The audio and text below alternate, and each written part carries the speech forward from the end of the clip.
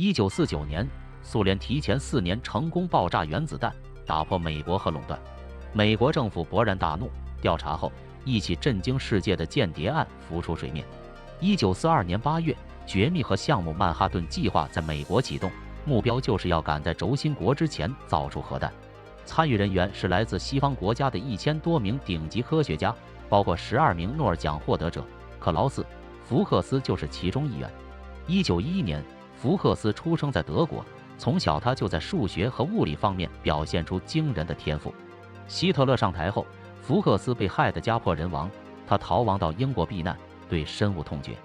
凭借聪明好学，福克斯在28岁时获得了爱丁堡大学的博士学位，未来可期。可好景不长，第2次世界大战爆发，德国对英国狂轰滥炸，德国出身的福克斯被抓起来关在加拿大的囚室里。1942年初，英国准备秘密进行核弹项目合金管计划。作为物理天才，福克斯被遣送回英国参加此计划，并被要求签署一份保密协议。但福克斯并不打算保密，反而主动联系苏联在英国的情报部门，表示自己会提供情报。接头人虽喜出望外，却也将信将疑，凭什么要相信一个德国人？可是没多久，福克斯就送来了绝密情报，这让接头人吃下定心丸。当时接头人拿着情报，激动不已。他从口袋内掏出一叠钞票塞给福克斯，快收下，以后还有。谁知福克斯却皱着眉头一把推开。苏联情报人员以为他嫌钱少，又赶紧掏出一叠钞票，急切地说：“我们不会亏待你。”福克斯却微微一笑：“我不是为这个，以后请不要再提钱的事。不为钱，那为什么？”情报人员百思不得其解。福克斯真诚地说：“核弹一旦被垄断，将是全人类的悲剧。打破和垄断这个伟大的任务要靠苏联，这才是我做这件事的初衷。”苏联情报人员感动得热泪盈眶，握紧他的手说：“苏联人民不会忘了你。”其实，早在读大学期间，福克斯就已加入德国共党。在加拿大囚室，他更加坚定了共党理想和信仰。就这样，理想主义者福克斯为了世界和平，成为一名核间谍。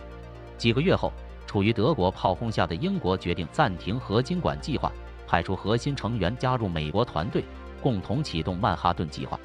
福克斯随后去了美国，但他又主动联络了新的接头人，为苏联提供了一份又一份绝密情报，使得苏联研制核弹进程大大加快。其中最关键的一份情报是第1枚核弹的全套设计图纸，这令苏联如获至宝。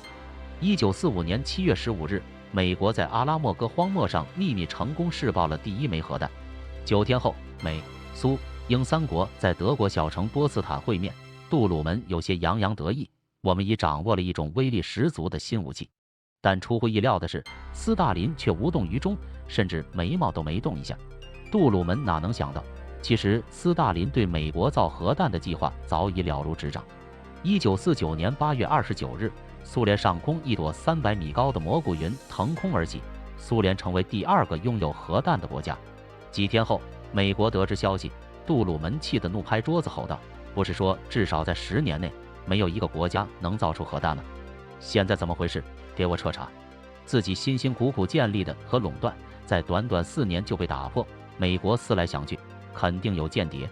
随后，中情局对曼哈顿工程核心人员展开调查，福克斯就此暴露。1950年，福克斯在伦敦被逮捕，但他并没有被判处死刑，而是14年监禁。至于原因，是福克斯也将核情报提供给了英国，推动了英国的核弹研发进程。